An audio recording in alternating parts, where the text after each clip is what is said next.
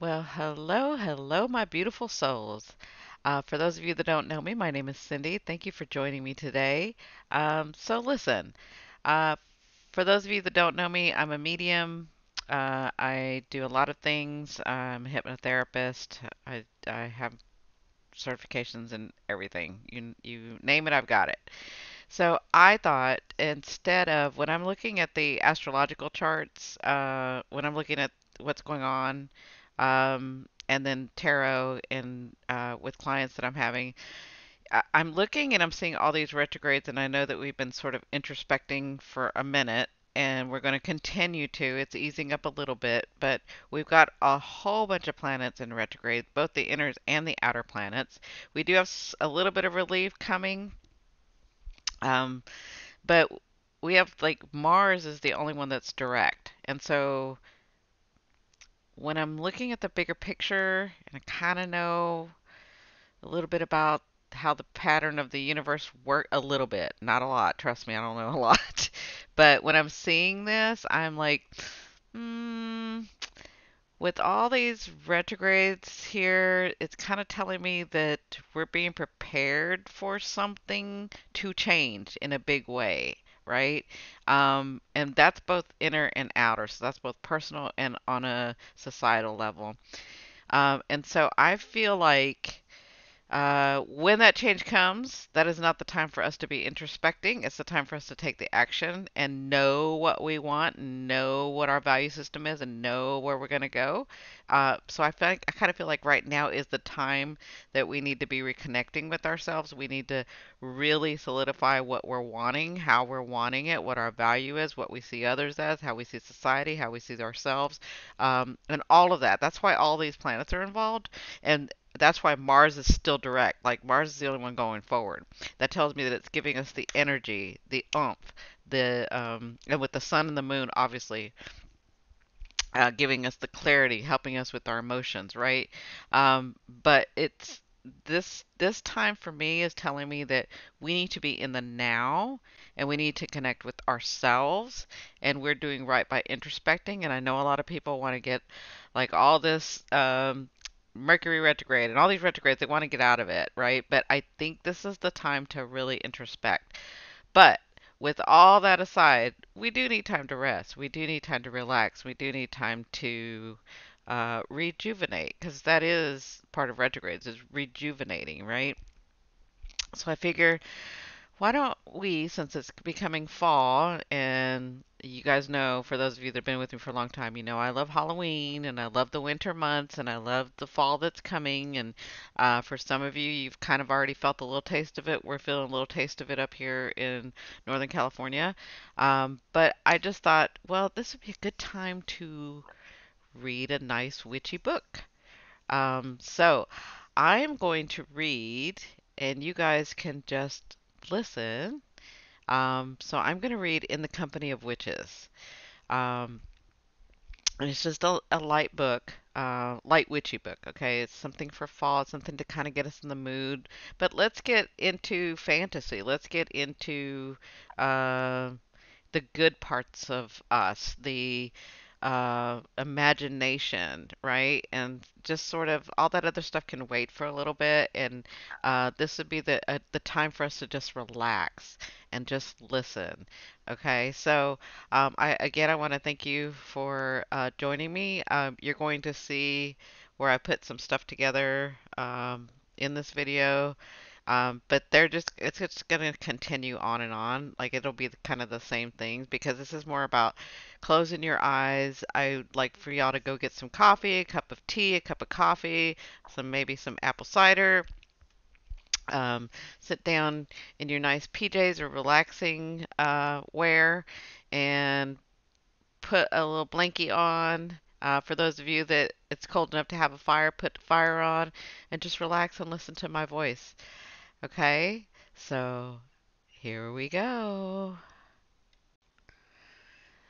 Now, I will let you guys know I haven't read this book, but I read some really good reviews on it, so I thought this would be nice and cozy for us to read. There'll be mistakes and readovers, and I'm not going to edit that out. So here is In the Company of Witches by Orally Wallace, Chapter 1. I'm going to kill her. The corner of my mouth twitched, but I kept my gaze on my book. I was very cozy curled up in the green velvet sofa by the fire. I did not want to encourage the terror my aunt was working herself up to. I never should have agreed to this, she went on, completely ignoring the fact that I was ignoring her. She was also ignoring the annoyed cat on the chaise lounge behind her, thumping his tail. He was trying to sleep. You know I can't tolerate the vast majority of people for longer than a day or two. I would have said a couple of hours tops, but who was I to quibble? But to let that woman stay for 5 days? Madness.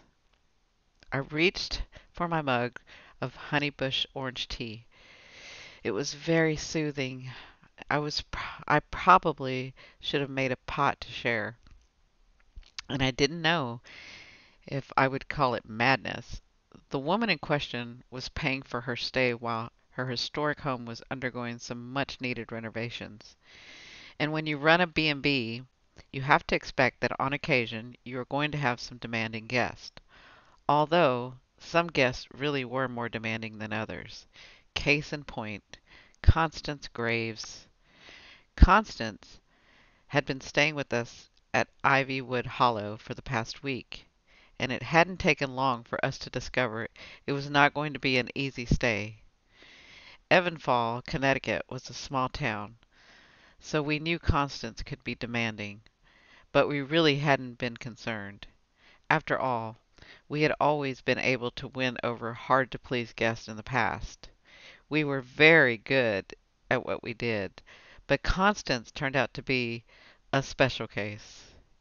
To begin, she insisted there be no other guests staying at the B&B while she was there. It was a completely reasonable request given she was willing to pay for all the rooms, and it seemed like it would make our lives a whole lot easier. Less people, less work, right? Not so. Not so. Personally, I knew we were in for trouble when I showed her where she'd be staying, the Rosewater room. It's gorgeous. Four-poster bed, floor-to-ceiling windows, silk-upholstered divan that was perfect for reclining when life just became too much. What Constance saw, however, was the white Egyptian cotton sheets peeking out from under the damask comforter on her bed. They were too white. She was afraid of the glare they might give off in the morning sun.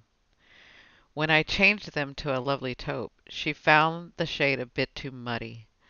I was able to get away with the bluish colored set, but I'm pretty sure that was only because she couldn't think of an objection to throw at them quickly enough. And it didn't end there. The meals were always too hot or too cold, too spicy or too bland, and all these complaints usually came before she had even lifted her fork, if she lifted her fork at all. Oh, and her room temperature? We could never get that right. 74 degrees at Ivy Hollow Bed and Breakfast did not feel like the 74 degrees she was used to in her house.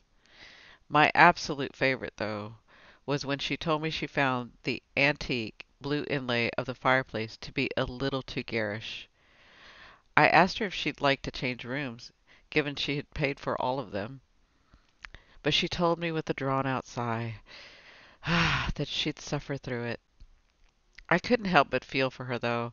She was obviously unhappy, and someone that unhappy deserved a little leeway. I could push her off the balconette, or not. I smiled at my Aunt Nora. She couldn't help herself. She was fiery by nature. Constance had just asked for the flower arrangements in her room to be replaced because the fresh-cut hydrangeas were a little much. And it was a miracle Nora hadn't finished her off then and there. Most people had the good sense not to trifle with my aunt and her plants.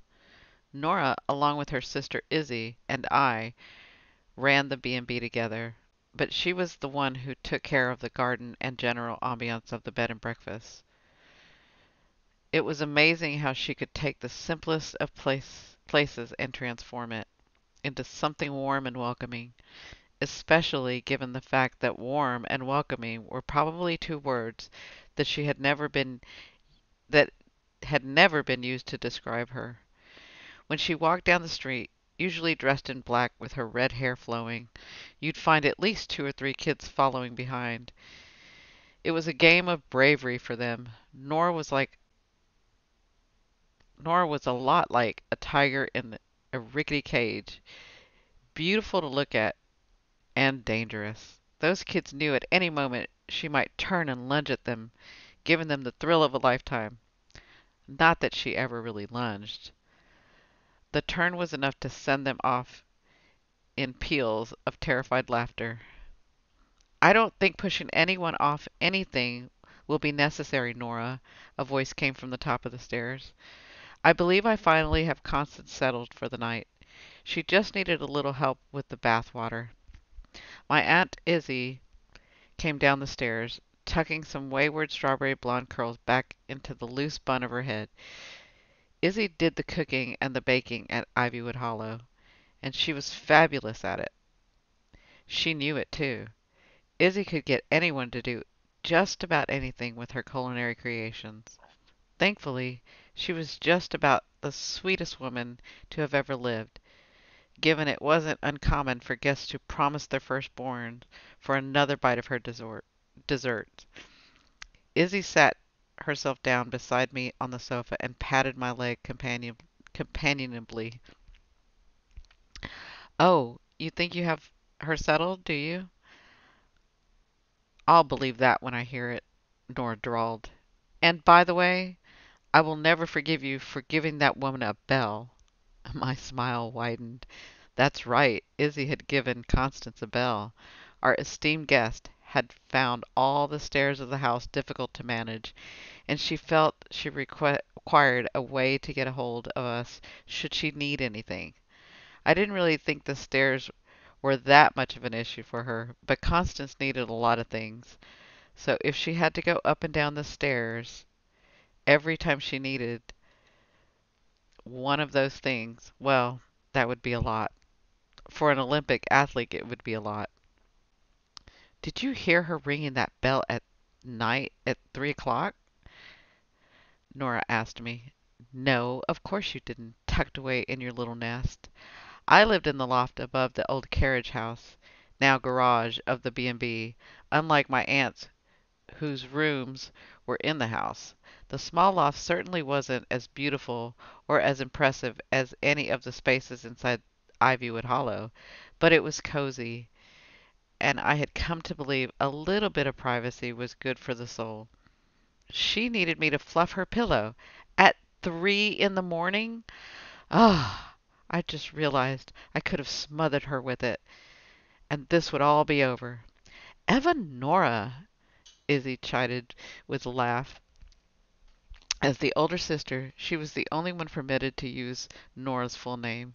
It wasn't a harsh reprimand, though. We both knew Nora was just being Nora. What a terrible thing to say! And really, she's a lovely woman. She just knows what she likes. Don't be ridiculous, Nora replied. She's a horrible woman, and you know it. Bryn and I were just discussing how much we'd like to strangle her. What? I asked in the high-pitched voice of the falsely accused. I straightened up on the sofa, which wasn't easy because it was ridiculously plush. We'd both like to strangle her? I was pretty sure Nora had had that particular conversation all by herself. She finally speaks. Nora collapsed dramatically back against the chaise lounge and draped her arm over her forehead. The cat wrestled above her, peeked one eye open, probably trying to determine if my aunt was actually settling down or just resting momentarily before she worked herself up again. And yes, you might not have said the words, but I could tell you were thinking them. I didn't realize mind reading was one of your many talents. I took another sip of my tea. What else can I do? You've become so quiet. You're practically a. Nora caught herself before she said the words out loud, but it was too late. Ghost. A softness came on to her face as she met my eye. Bryn, I'm sorry. That was insensitive. It's okay. I know. I gave her a weak smile. How could I be upset? Maybe she shouldn't have said it, but she wasn't exactly wrong. I had changed a lot. My life had fallen apart over a year ago now, and I wasn't the person I used to be. Let's just enjoy what's left of the evening, shall we? Izzy said, giving my knee a squeeze. It's the perfect fall night to be snug inside by the fire. I smiled, grateful to let the subject drop. My aunt had been expressing more and more concern about my well-being lately, and I didn't feel up to yet another discussion about how I was doing. Besides, this was very cozy, the three of us listening to the wind whistle outside while the fireplace danced over the dark, honeyed walls of the parlor. It was a nice moment. When was the last time you tried a little mascara? And the moment was over. I slid my gaze over to Nora. What? You have such beautiful eyes. Do you think everybody has that shade of green? And what about your hair? She swirled her finger in the direction of my black braid that hung over my shoulder. Is this style permanent now? Evan, Nora, leave the girl alone, Izzy said. Now's not the time. We've all had a long day. I shot her a thankful smile. Nonsense. My smile dropped. Since the subject has been raised, we should discuss it. You know as well as I do, sister, that this situation isn't healthy, and we're all pretending it isn't happening. She doesn't want to help. She doesn't want to do that other job she used to go on about. All she wants to do is hide herself away here in the house doing chores, and again, just look at her. I frowned. What? You look terrible. I didn't look that terrible. Nora's expectations for everyday fashion were child beauty pageant high. Soon enough, she'll be up in the attic with Gideon. Is that what you want? The cat behind Nora finally gave up on getting rest anywhere near my aunt. He dropped to the floor with a thud and padded over the foot of the stairs. Oh, see now, Izzy scolded. You've upset Faustus. Faustus, the B&B resident Maine Coon cat, was a lovely large beast. He was covered in black fur except for the faint frosting of gray across his face, which gave him quite a dignified look. We did lose some business from visitors with allergies, but that was the price we paid of beauty, I suppose. I'm sure His Highness will survive, Nora said before shooting up to a seated position. You have got to be kidding me. A half second later, the bell tinkled upstairs. That woman is insufferable. A loud crack sounded from the fireplace as flames surged up the chimney. Calm down, Izzy said, getting to her feet. I forgot I said I'd bring her up some chamomile tea. I'll go get it. You get the door. It's almost 9 o'clock. I wonder who it could be. Before the words had left Izzy's mouth, the doorbell rang. Nora swept to her feet as Izzy headed for the kitchen. I've finally got it, Nora said, pointing a finger in the air while reaching with the other hand for the door. I could shove that bell down Constance's throat. Wouldn't that be poetic? Oh, it's you. That's a fine way to open the door. Who are you trying to kill now? I stifled a laugh as a cold little wind rushed through the door along with Williams, our neighbor from across the street. Now, I really liked Williams. I found her to be super stylish, not unlike Nora. supremely intelligent, and incredibly interesting. She had moved in 10 years ago when she started teaching music history at the university, although Nora still referred to her as the new neighbor. And since that time, she had become a valued member of Evan Falls Town Council. I knew Izzy felt the same way about our neighbor as I did, but the rapport between Nora and Williams was a touch more contentious. Like most neighbors' relationship, we did have the occasional issue to work out, and Nora, unfortunately, was willing to fight to the death over each and every one of them. Once, a branch from one of the B&B's many trees was blocking light to Williams's azaleas, and she requested we prune it.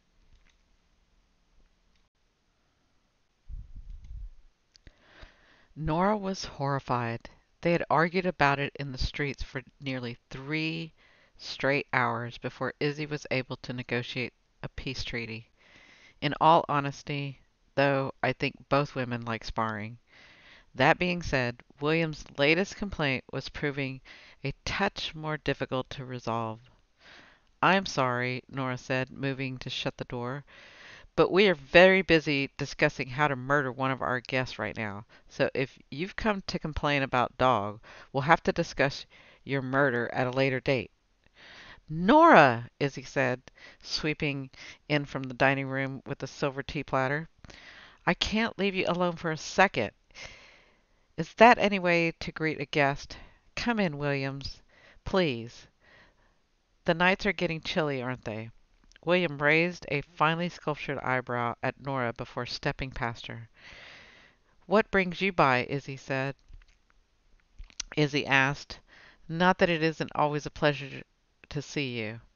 "Don't lie, Izzy," Nora said before Williams could answer. "It's bad for the complexion." Izzy ignored her. "I was just bringing up some tea for Constance Graves, but I could always pour you a cup if you'd like." Williams cringed a little at Constance's name. Evanfall really was a small town. That explains somebody's bad mood. "What mood?" Nora asked, shooting up to her full height again. "I can hardly be blamed for. What in the world is going on up there?" Just then the bell from upstairs started ringing again, and then a door slammed. Faustus let out a low meow. I eyed the cat as he adjusted his feet on the bottom step of the staircase. He didn't often design to speak to us, so I could only imagine Constance's behavior was getting to him too. Nora rolled her eyes back to Williams. "If you'll excuse me, I have to go take care of something, or rather, someone." Izzy's eyes widened. "Oh, don't you think I should be the one to check on Constance?" "Oh, no, no, no," Nora said, waving both hands in the air. "I'll take good care of our guest. Williams, please feel free to share your story of Doggie's woe with my sister. After all, she has the more sympathetic ear." I couldn't help but think Nora taking care of Constance was probably not the best plan. I snapped my book shut and pushed myself up, but the moment I got to my feet, Nora pointed at me and said, "Sit." I plopped back down. Izzy took a step to head off to her sister's path. "Are you at least going to take the—" Nora swept by her and up the stairs, Faustus leading the way. "Tea?" Izzy finished. Her shoulders slumped. True to form, though, my aunt recovered quickly. "So sorry about that," she said, hurrying over to Williams. "How are things at the university? I used to love the beginning of fall semester. The smell of new books, the start of sweater season, the crisp fall air so ripe with possibilities." Izzy intended to ramble when she got nervous. "Well said," Williams agreed. "And it will be the last for a few more weeks. I'm sorry, and it will be at least a few more weeks before all the students are beaten down and sleep deprived. Now, could we discuss the reason for my visit?" "I know. It's Dog. He's still—" Goodness! We all looked up. Something had hit the floor with enough force to rattle the chandelier. I was much more successful getting myself up off of the sofa on my second attempt. "Why don't you go see what's going on up there?" I suggested to Izzy. "I'd be more than happy to entertain Williams." "Oh, well, if you don't mind," Izzy said, looking at our neighbor. Ever the hostess, my aunt could hardly imagine being so rude as to leave a guest mid-conversation. "Not at all," William said, looking just the teeniest bit annoyed at having to begin her complaint a third time. I waited until my aunt had made it all the way up to the top of the stairs before I turned back to Williams. "Let me guess. Dog's been after Oscar again." "I don't know what to do, Bryn. That crow of your uncle's just won't leave him alone," she said, worry creasing her otherwise unlined forehead. Williams could be aloof at times, definitely professional, but she really loved her dog. I nodded sympathetically. Dog the Crow, just to be clear, did have a habit of plucking at our neighbor's English bulldog's tail. But in fairness, Oscar did also have a habit of losing his mind barking every time he saw Dog. And if Dog dared land anywhere near his yard, he'd go tearing after him. Well, tearing after him as fast as an older, heavier English bulldog can. I get it, but I'm not sure you could say Uncle Gideon owns Dog. He just feeds him occasionally. And that's another thing. I'm finding peanut shells everywhere. In the garden, on the walk, over the... Bryn! I shot a quick look over the stairs. Nora's voice sounded panicked. I looked back at Williams and took a step towards the door. "We may have to finish this later." "Certainly, but could you at least talk to him?" Another crash came from the upstairs. This time it sounded like the tea service. "Absolutely," I said, opening the door so that she could step out. "I'll have a word with Gideon tonight." "Bryn, we need you." "Bye." I clicked the door shut, probably a little too close to my neighbor's face, and hurried up the stairs. "Coming!" I raced for Constance's room. The door was open, as was the one to the adjoining bathroom. I jumped over the teapot and the tray toppled on the floor, then rushed past Faustus, standing guard at the threshold of the ensuite. "Sorry, I just had to see Williams out." I stopped dead in my tracks. Constance Graves lay motionless on the floor, her eyes open and lifeless, blood seeping from her head. "Oh my, is she—" "She's dead," Izzy said, twisting her fingers together. "Dead, dead, dead. Oh dear, she's very dead." I looked to Nora. "What are you looking at me for?" "I don't know. No reason. If you're looking for confirmation, she's really dead. We checked."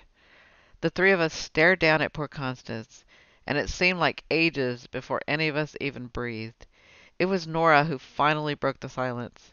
"You know, in hindsight, Bryn, I think our previous conversation may have been in poor taste."